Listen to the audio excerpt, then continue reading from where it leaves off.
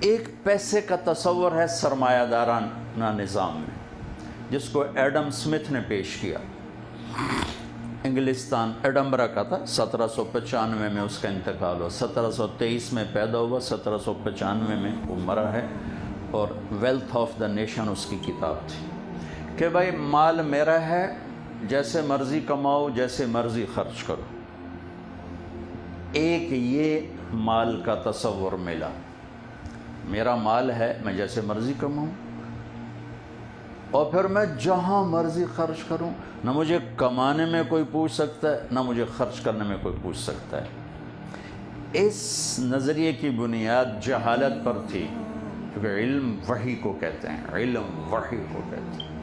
نبی کی زبان سے نکلو لفظ چیلنج نہیں ہو سکتا۔ طارق جمیل دی گالتا بامیں کتے مار چھڑو، لیکن نبی کی بات چیلنج نہیں ہو سکتی، کیونکہ اس کی زبان پہ اللہ بولتا ہے، ما ینطق عن الہوی ان ہوا الا وحی یوحی۔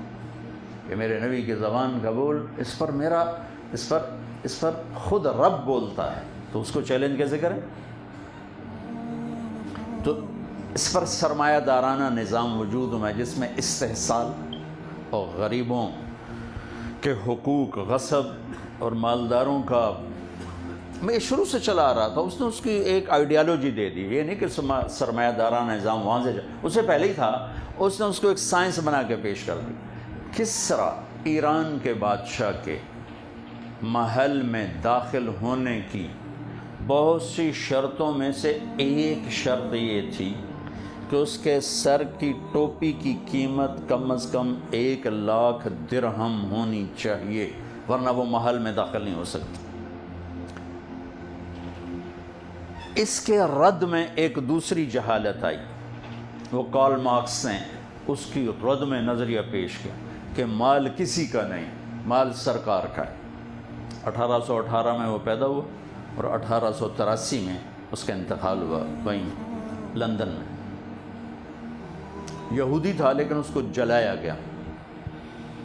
اس نظریے کو، پہلے نظریے کو لیا یورپ نے، باقی دنیا نے، اس نظریے کو لے لیا لینن نے، اور اس نے جب فتوحات 1917 میں ایک ریاست قائم کی تو اس نے اس کی بنیاد سوشلزم پر رکھی کہ مال کسی کا نہیں، سرکار کا ہے۔ وہ اس سے بڑے ظالم نکلے۔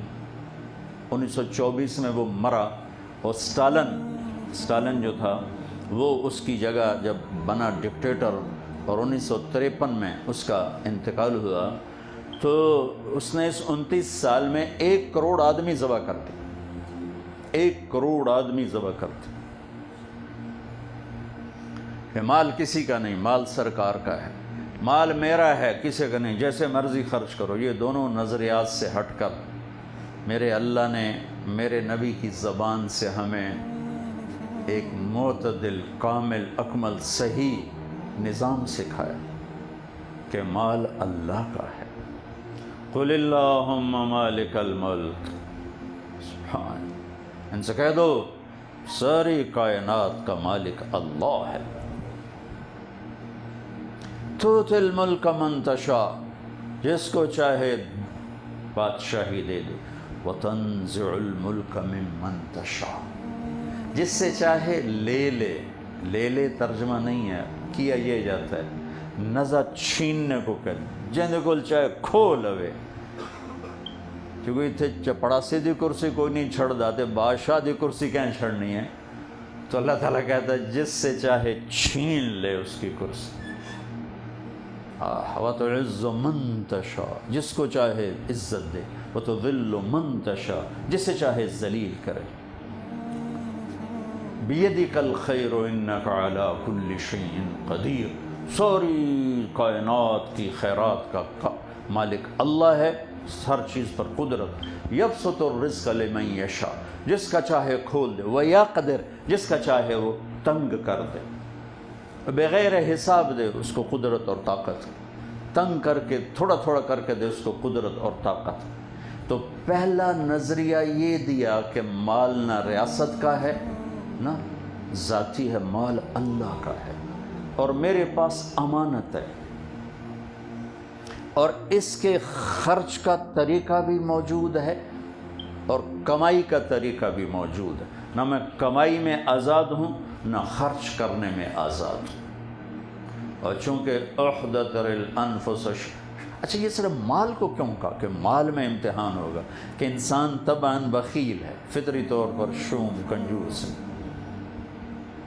مال دیتے ہوئے ہاں کٹتا ہے، نماز پڑھ نماز دیتا ہے، ایک لوٹا پانی چاہیے وہ کیڑی سخاوت، کسی کو دیتے ہوئے بوجھا ویلا ہوندا تے نال دل ہی ہٹھاں لگا جاتا۔ چونکہ انسان مال کے بارے میں حریص ہے، اس لیے اس کو کہا یہاں پرکھوں گا کہ میں نے جو دیا ہے تو خرچ کر، اور اللہ پہ قربان جاؤں جو فرض قرار دیا کتنا تھوڑا ہے، 2.5%۔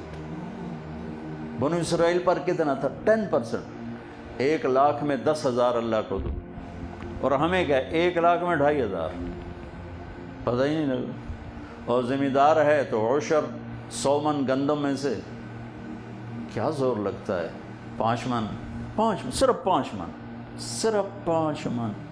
چونکہ میرا تعلق ذمہ دار گھرانے سے، میں اپنے علاقے کے عزیزوں سے، رشتہ داروں سے، دوستوں سے، اور بھائی عشر دیتا او جی پوری نہیں پمدی کدو کٹیے،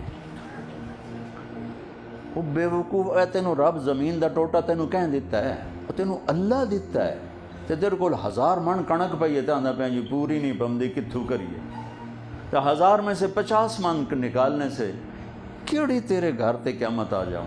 لیکن تیرا رزق پاک، جن گھروں میں تیری گندم جائے گی سارا سال وہ جب چولہا جلائیں گے تجھے دعائیں دیں گے، اور تیری دعائیں، ان کی دعاؤں سے جو کام بنے گا وہ تیرے پیسے سے نہیں بنے گا۔